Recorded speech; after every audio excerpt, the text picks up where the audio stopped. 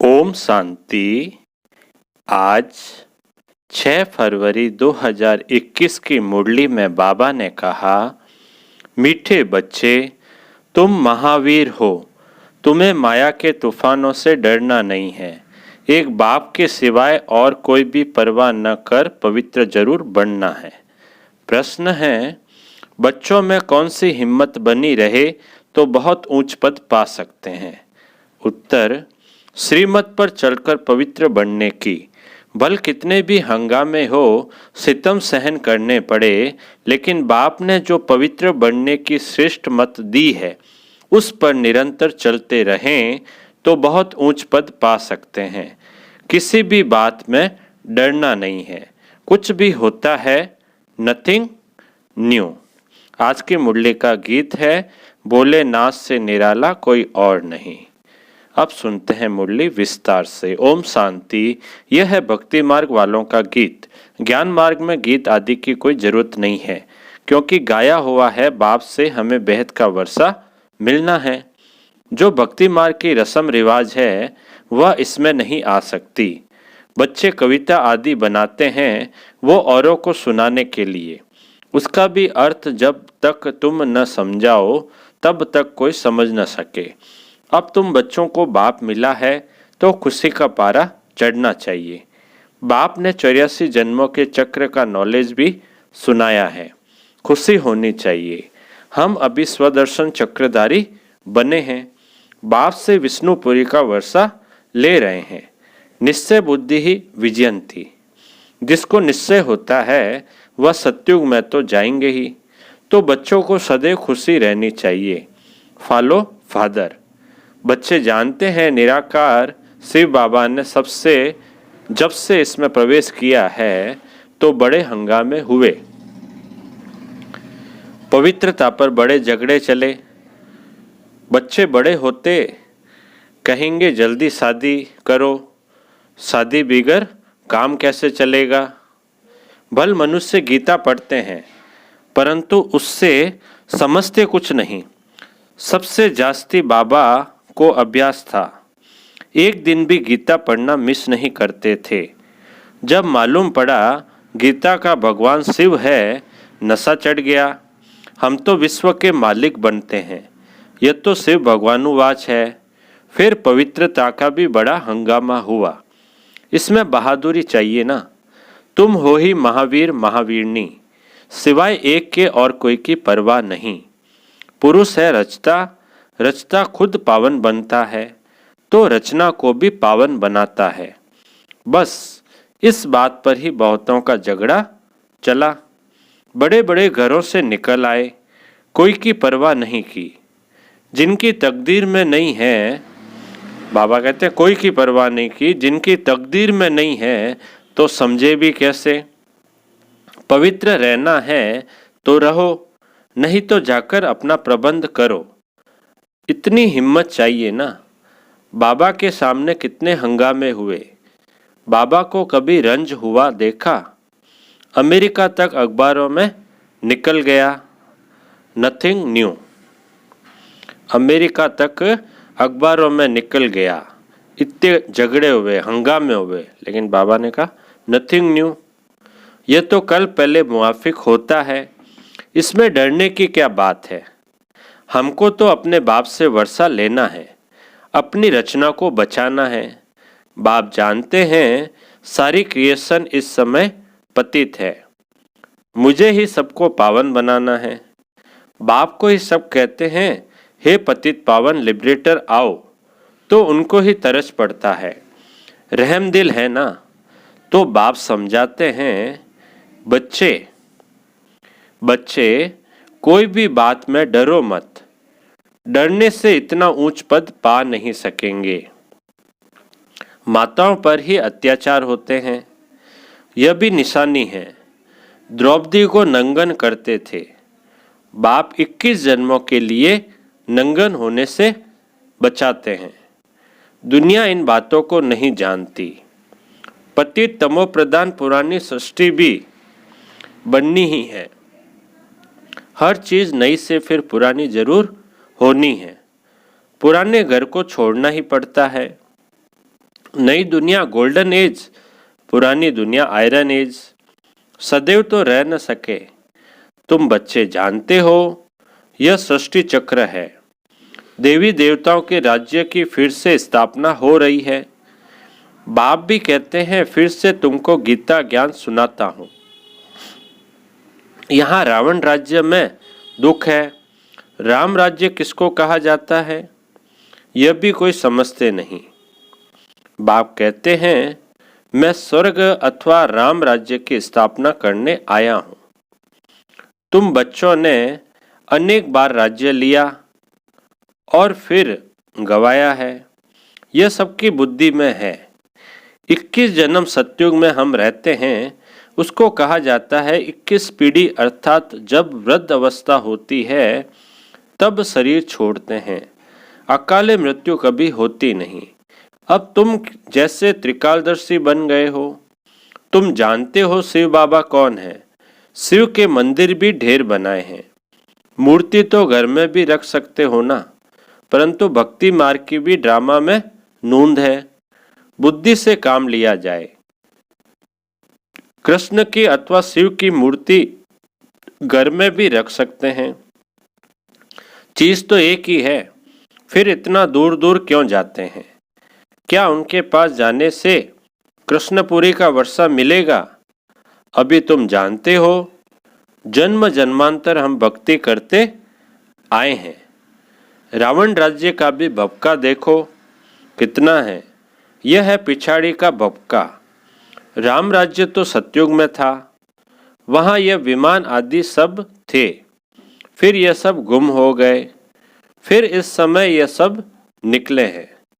अभी यह सब सीख रहे हैं। जो सीखने वाले हैं वह संस्कार ले जाएंगे, वहां आकर फिर विमान बनाएंगे। यह भविष्य में तुमको सुख देने वाली चीजें हैं। यह साइंस फिर तुमको काम आएगी। अभी यह साइंस दुख के लिए है, फिर वहां सुख के लिए होगी। अभी स्थापना हो रही है। बाप नई दुनिया के लिए राजधानी स्थापन करते हैं। तो तुम बच्चों को महावीर बनना है। दुनिया में यह थोड़े ही कोई जानते कि भगवान आया हुआ है। बाप कहते हैं ग्रस्त व्यवहार में रहते कमल फूल समान पवित्र रहो। इसमें डरने की बात नहीं। करके गाली देंगे। गाली तो उनको भी बहुत मिली है। कृष्ण ने गाली खाई, ऐसा दिखाते हैं। अब कृष्ण तो गाली खा न सके। गाली तो कलयुग में खाते हैं।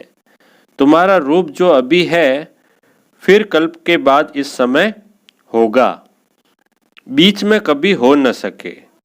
जन्म बाई जन्म फीचर्स बदलते जाते हैं। यह ड्रामा बना हुआ है। 84 जन्मों में जो फीचर्स वाले जन्म लिए हैं वही लेंगे। अब तुम जानते हो यह फीचर्स बदल दूसरे जन्म में यह लक्ष्मी नारायण के फीचर्स हो जाएंगे। तुम्हारी बुद्धि का अब ताला लगा हुआ खुला हुआ है। यह है नई बात। बाबा भी नया, बातें भी नई। यह बातें किसकी समझ में जल्दी नहीं आती। जब तकदीर में हो तब कुछ समझे। बाकी महावीर उनको कहा जाता है जो कितने भी तूफान आए हिले नहीं। अब वह अवस्था हो न सके, होनी है जरूर। महावीर कोई तूफान से डरेंगे नहीं। वह अवस्था पिछाड़ी में होनी है। इसलिए गाया हुआ है अतीन्द्रिय सुख गोप गोपियों से पूछो।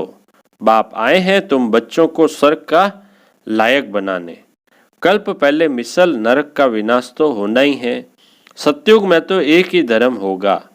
चाहते भी है वननेस, एक धर्म होना चाहिए। यह भी किसको पता नहीं है कि राम राज्य रावण राज्य अलग अलग है। अब बाप में पूरा निश्चय है तो श्रीमत पर चलना पड़े। हर एक की नब्ज देखी जाती है, उस अनुसार फिर राय भी दी जाती है। बाबा ने भी बच्चे को कहा अगर शादी करनी हो तो जाकर करो। बहुत मित्र संबंधी आदि बैठे हैं, उनको शादी करा देंगे। फिर कोई न कोई निकल पड़ा तो हर एक की नब्ज देखी जाती है। पूछते हैं बाबा यह हालत है, हम पवित्र रहना चाहते हैं। हमारे संबंधी हमको घर से निकालते हैं, अब क्या करना है? अरे यह भी पूछते हो पवित्र रहना है, अगर नहीं रह सकते हो तो जाकर शादी करो। अच्छा समझो किसकी सगाई हुई है, राजी करना है, हर्जा नहीं। हथियाला जब बांधते हैं तो उस समय कहते हैं यह पति तुम्हारा गुरु है। अच्छा तुम उनसे लिखवा लो, तुम मानती हो मैं तुम्हारा गुरु ईश्वर हूँ, लिखो। अच्छा अब मैं हुक्म देता हूँ, पवित्र रहना है। हिम्मत चाहिए ना, मंजिल बहुत भारी है, प्राप्ति बहुत जबरदस्त है। काम की आग तब लगती है जब प्राप्ति का पता नहीं है। बाप कहते हैं इतनी बड़ी प्राप्ति होती है तो अगर एक जन्म पवित्र रहें तो क्या बड़ी बात है। हम तुम्हारे पति ईश्वर है, हमारी आज्ञा पर पवित्र रहना पड़ेगा। बाबा युक्तियां बता देते हैं। भारत में यह कायदा है, स्त्री को कहते हैं तुम्हारा पति ईश्वर है, उनकी आज्ञा में रहना है, पति का पांव दबाना है, क्योंकि समझते हैं ना, लक्ष्मी ने भी नारायण के पांव दबाए थे। यह आदत कहाँ से निकली? भक्ति मार्ग के चित्रों से। सतयुग में तो ऐसी बात होती नहीं। होती है क्या सतयुग में? ऐसी बातें नहीं होती। नारायण कभी कोई थकता है क्या? नारायण कभी कोई थकता है क्या जो लक्ष्मी पांव दबाएगी? थकावट की बात हो न सके। सतयुग में ऐसा होगा क्या? नहीं हो सकता। ये तो दुख की बात हो जाती है। वहाँ दुख दर्द कहाँ से आया? सतयुग में तो दुख और दर्द होता ही नहीं है। तब बाबा ने फोटो से लक्ष्मी का चित्र ही उड़ा दिया। नशा तो चढ़ता है ना, छोटेपन से ही वैराग्य रहता था, इसलिए भक्ति बहुत करते थे। तो बाबा युक्ति बहुत बताते हैं। तुम जानते हो हम एक बाप के बच्चे हैं तो आपस में भाई बहन हो गए। डाडे से वर्षा लेते हैं, बाप को बुलाते ही हैं पतित दुनिया में। है पतित पावन सभी सीताओं के राम। बाप को कहा जाता है त्रुत, सचखंड स्थापन करने वाला। वही सारी सृष्टि के आदि मध्य अंत का सत्य ज्ञान तुमको देते हैं। कौन देते हैं? बाबा। आदि मध्य अंत का सत्य ज्ञान तुमको देते हैं। तुम्हारी आत्मा अभी ज्ञान सागर बन रही है। मीठे बच्चों को हिम्मत रखनी चाहिए। हमको बाबा की श्रीमत पर चलना है। बेहद का बाप बेहद की रचना को स्वर्ग का मालिक बनाते हैं, तो पुरुषार्थ कर पूरा वर्षा लेना है, वारी जाना है। तुम उनको अपना वारिस बनाएंगे तो वो तुमको 21 जन्मों के लिए वर्षा देंगे। बाप बच्चे के ऊपर वारी जाते हैं। बच्चे कहते हैं बाबा ये तन मन धन सब आपका है। आप बाप भी हो तो बच्चा भी हो, गाते भी हैं त्वमेव माता च पिता त्वमेव। एक की महिमा कितनी बड़ी है। उनको कहा जाता है सर्व का दुख हरता सुख करता। सतयुग में 5 तत्व भी सुख देने वाले होते हैं। कलयुग में 5 तत्व भी तमो प्रधान होने के कारण दुख देते हैं। वहाँ तो है ही सुख। यह ड्रामा बना हुआ है। तुम जानते हो यह वही 5000 वर्ष पहले वाली लड़ाई है। अभी स्वर्ग की स्थापना हो रही है, तो बच्चों को सदैव खुशी में रहना चाहिए। भगवान ने तुमको एडॉप्ट किया है, फिर तुम बच्चों को बाप श्रृंगारते भी हैं, पढ़ाते भी हैं। अच्छा बाप दादा बोले, मीठे मीठे सिके लदे बच्चों प्रति माता पिता बाप दादा का याद प्यार और गुड मॉर्निंग। रूहानी बाप की रूहानी बच्चों को नमस्ते। हम रूहानी बच्चों की रूहानी बाप दादा को याद प्यार गुड मॉर्निंग और नमस्ते नमस्ते नमस्ते। सदा रहेंगे हंसते हंसते, बन जाएंगे फरिश्ते। वाह बाबा वाह, वाह मेरा भाग्य। अब धारणा के लिए मुख्य सार में पहला पॉइंट है, सदा बाप समान बनने की हिम्मत रखनी है, बाप पर पूरा वारी जाना है। दूसरा पॉइंट है धारणा का, किसी भी बात में डरना नहीं है, पवित्र जरूर बनना है। अब मीठे बाबा का मीठा वरदान है, सदा रहम और कल्याण की दृष्टि से विश्व की सेवा करने वाले विश्व परिवर्तक भव। सदा रहम और कल्याण की दृष्टि से विश्व की सेवा करने वाले विश्व परिवर्तक भव। विस्तार है, विश्व परिवर्तक व विश्व सेवाधारी आत्माओं का मुख्य लक्षण है अपने रहम और कल्याण की दृष्टि द्वारा विश्व को संपन्न व सुखी बनाना। जो अप्राप्त वस्तु है ईश्वरीय सुख, शांति और ज्ञान के धन से सर्व शक्तियों से सर्व आत्माओं को भिखारी से अधिकारी बनाना।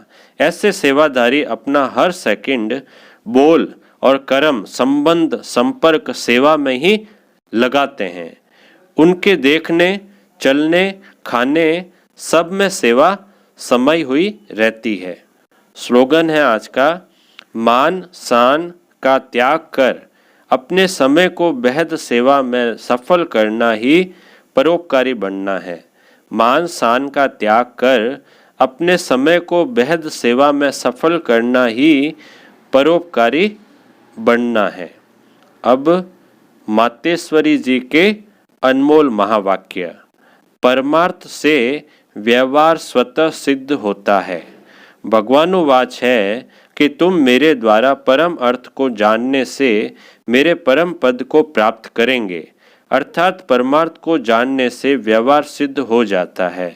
देखो, देवताओं के आगे प्रकृति तो चरणों की दासी होकर रहती है।